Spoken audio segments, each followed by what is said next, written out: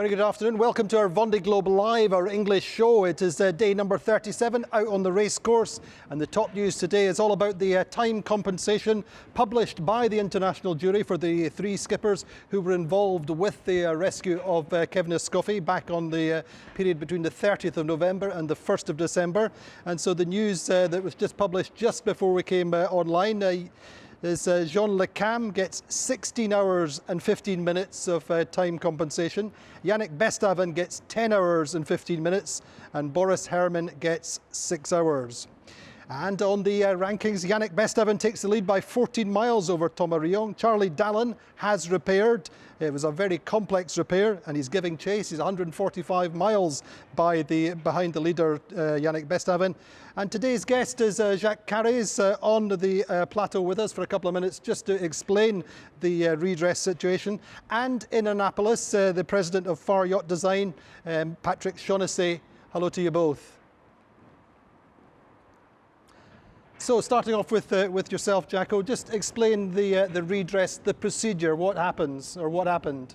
Yes, the procedure for the race management is to give maximum information when we, at the beginning of the moment we decide to move somebody, a skipper, to have to go to the rescue area, and to give also, of course, the end of this rescue. So it's a little bit complicated to organize this compensation in time. So we give maximum information, and after that the jury is composed 5 persons, and they know, they have all the information, and they ask to the skipper what could be the time they will need. That's one of the key elements. So the skippers are asked to nominate what they feel they've lost in terms of time and distance on the race course. Yes, that's the procedure. They ask the skipper too, but the jury decide with the majority, they decide the time, and that's the time we got this morning. That's right. And so you also speak with our weather expert, with Christian Dumard, a little bit, just to find out. Yes, of course. With Christian Dumard, we have all the trajectory, all the time. We at the race management, we get exactly the time when we decide to ask each skipper to move. We try also to move people on the way, not against the way, against the wind. So it's of course very complicated to be exact, but the jury, with all the information, try to find the best compensation.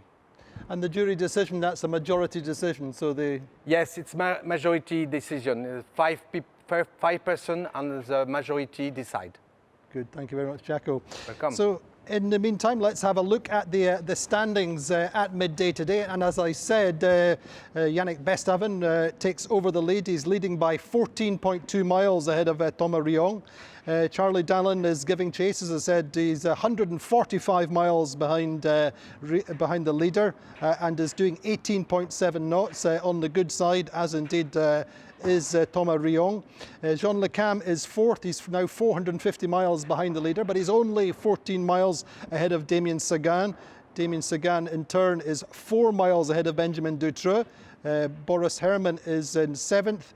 He is 9 miles behind Dutreux, and then 17 miles to Louis Burton. Isabelle Joschke is in ninth, and she's about 30 miles ahead of Giancarlo Pedotti, our Italian skipper, in 10th. Other internationals, Alan Rura doing 18 knots in 15th place, going extremely well. Much happier young Swiss skipper just now. Jeremy Bayou just has passed ahead of Kojiro Shiraishi, doing 20.6 knots. In terms of boat speeds just now, it's worth noting that Miranda Merrin's been doing 19.5 knots, same speed as Kojiro Shiraishi.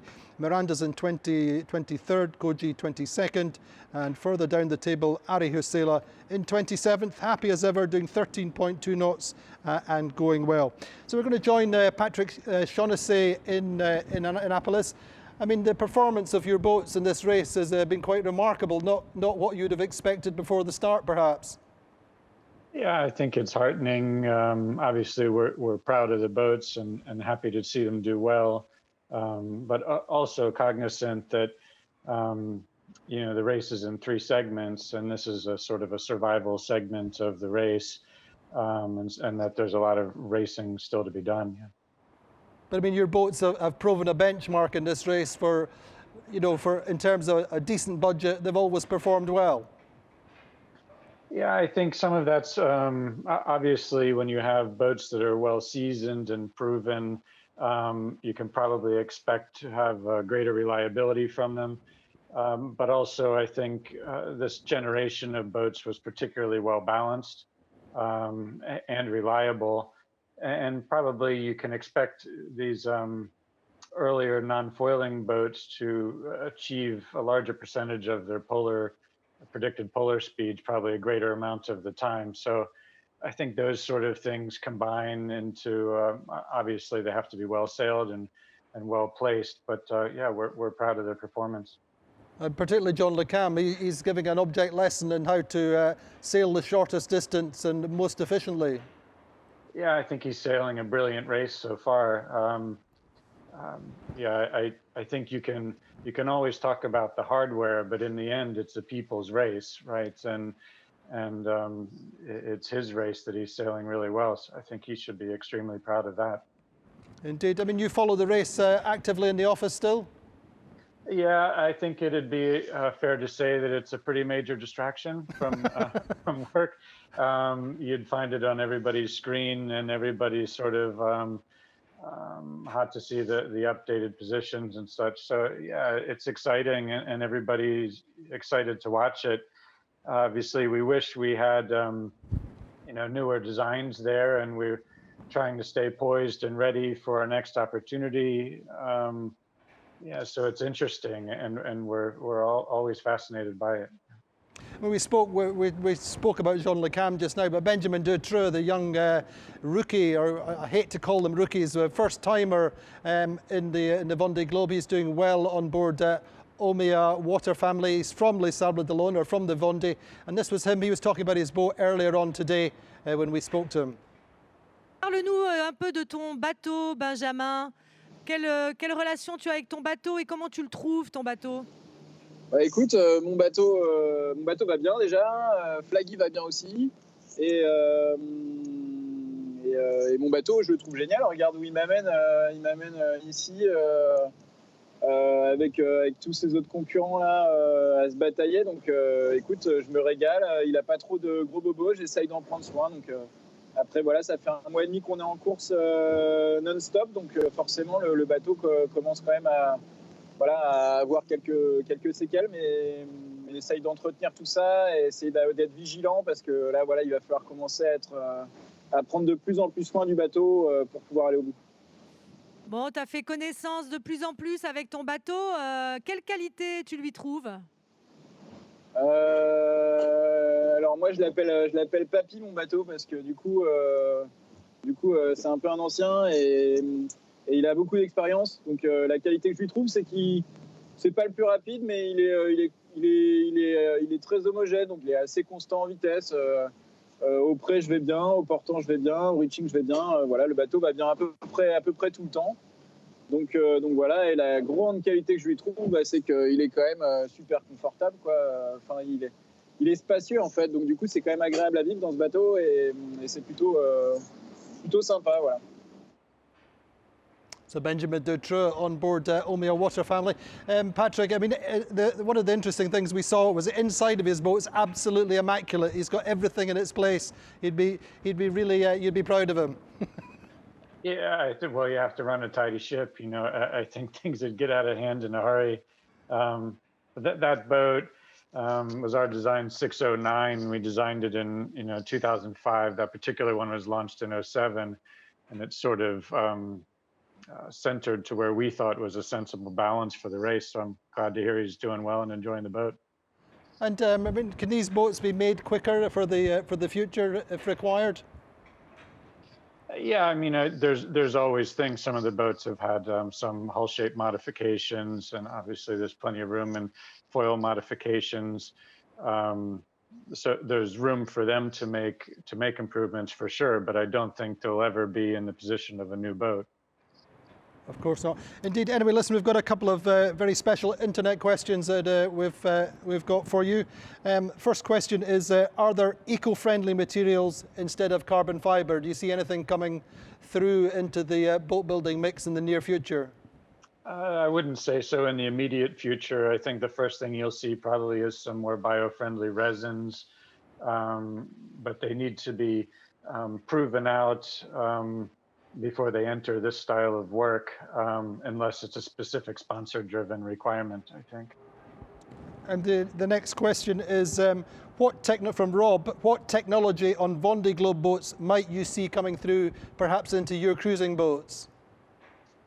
Well, for sure, right now, obviously, you start to see some foil work over in the cruising side. We have a 142-foot Baltic, just won Sailing Yacht of the Year at the Super Yacht Awards, which is a foiling boat in a degree in that it has a DSS foil. And there it's placed to reduce heel and pitch moment on the boat, making it a much more suitable cruising boat. Probably you can expect to see that in high budget programs like that. The more direct benefit to your average cruising boat is in soft rigging, sail handling, furling, these kinds of technologies that trickle immediately, and they're available to everyone, I think. Indeed. Now listen, come back to you in just 1 second, Patrick. Charlie Dallin, as we all know, has been making repairs over the last 48 hours since he had a problem with his port foil box. This was Charlie's report about his foil repair, which is a fairly precise job which he accomplished in cooperation with his team, who gave him a very, very detailed job list. And this is Charlie's repair initially. So you've been in boat building mode. You've been repairing. Just tell us what you've been doing.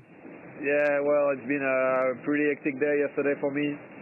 Just before daylight, I noticed that one foil bearing was gone.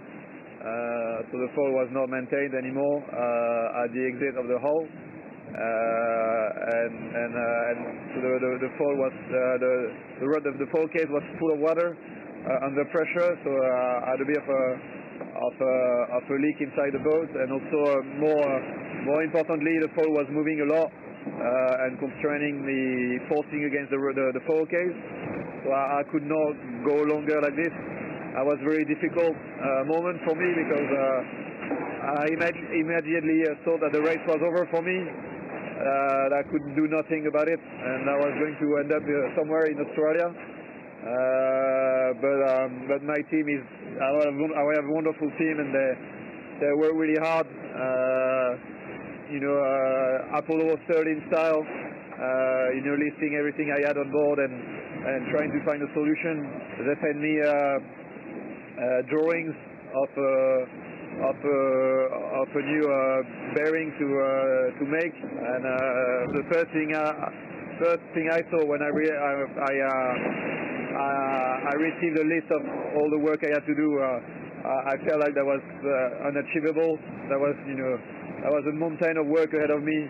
But I took it step by step, and started by redrawing my bearing, and then cutting it and with a jigsaw, and assemble it, gluing it. But the hardest part was the fitting it. So I was going back and forth between the cockpit and the full exit location on the hull. I was suspended by a halyard, to reach the point where I could fit the chuck, and I don't know how many times I went back and forth, but I don't know, 30, 40 times, I don't know. It took me ages to adjust the carbon piece to fit perfectly in the foil case. But in the end, just before night time, I did it. I managed to fit the piece in and secure it, and that was a big relief, because I could see the sun going down. I was thinking, Charlie, you really have to do this. You have to do this before it's dark, because after that it's gonna be, it's gonna be too late. So I worked really hard and managed to do it. And just as the night was there, I jibed again, unfurled the sail and went to sleep. And I slept a lot, because I was really on the edge on that one. I was really tired, I had a lot of sleep to catch up, and I spent so much energy to repair the boat. This morning, just after jibing, I went and did an inspection of the new bearing. Everything seems fine. The fall is not moving much at all anymore. So I'm confident in my repair so far, and I really hope it will hold like this until Les Sables d'Olonne. This morning I really felt confident in the repair. So I really hope it will work like this, and I'm happy I managed to do that, and I'm happy to still be in the race. I'm only 150 nautical miles behind the leaders. It's not unachievable to come back. So I'm there. I'm back in there, and I've got them in my sights. Indeed, Charlie Dallon there saying he's got the leaders in his sights. I mean, absolutely hats off to Charlie for such a precision repair, and hopefully that holds up for him. He did actually send us a little video earlier on in the day just detailing exactly what he did, and I'm sure health and safety wouldn't be very happy, but he certainly is.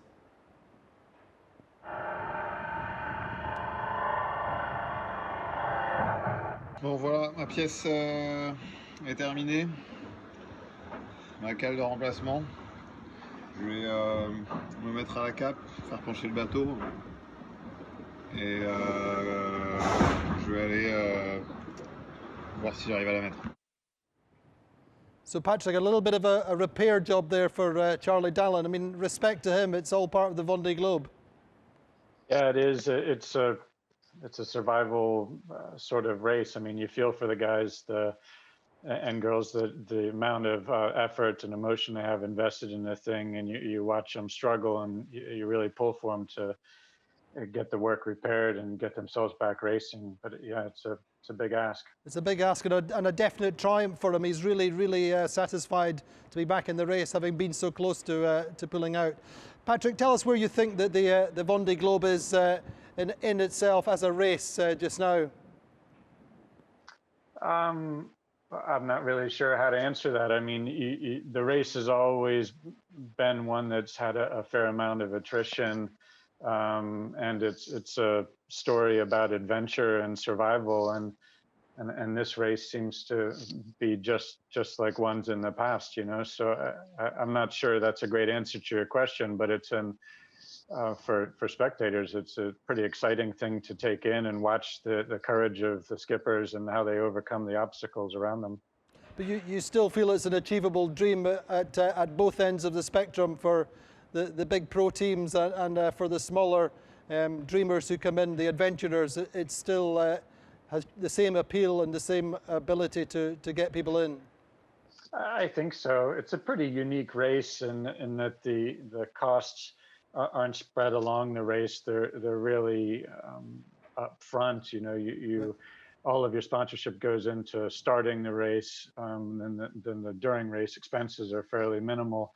And so if you can achieve the sponsorship, I think it's a pretty achievable adventure. And we've seen that relatively old boats can still be of a performance that puts them in touch with newer boats, and so it is a broadly accessible dream for a lot of people. And has it had more interest, more coverage in the States than ever before? That's a hard question for me to answer. Certainly in the sailing community, yeah. I think it's maybe a little bit more followed than it has been traditionally. That's just the impression I get from the people I know that are following it. And I'm not sure outside of the sailing community how to really assess that kind of impact, but it seems pretty exciting to watch. So I hope it's broadly followed. Indeed it does. Listen, I'll come back to you in just one second. I'm just going to have a quick look at the meteo situation for both parts of the fleet as of today. Well, looking first of all at our animation for the leaders, that's Thomas Riong and the Yannick Bestaven, with Charlie Dallin not too far behind. They're all in this northwesterly breeze, which is great for the two boats which don't have port foils, as they're running on starboard jibe just now and going in nice and fast. Pretty much optimum conditions, all things considered, for them just now. Say they're in the northwesterly breeze. As this system moves forward, the breeze will lift them. They'll end up a little bit more downwind, a little bit more VMG running. Now, interesting to note that Thomas Riong said earlier on that he feels that Maitre Coq's a little bit stronger in the VMG conditions, in the downwind conditions.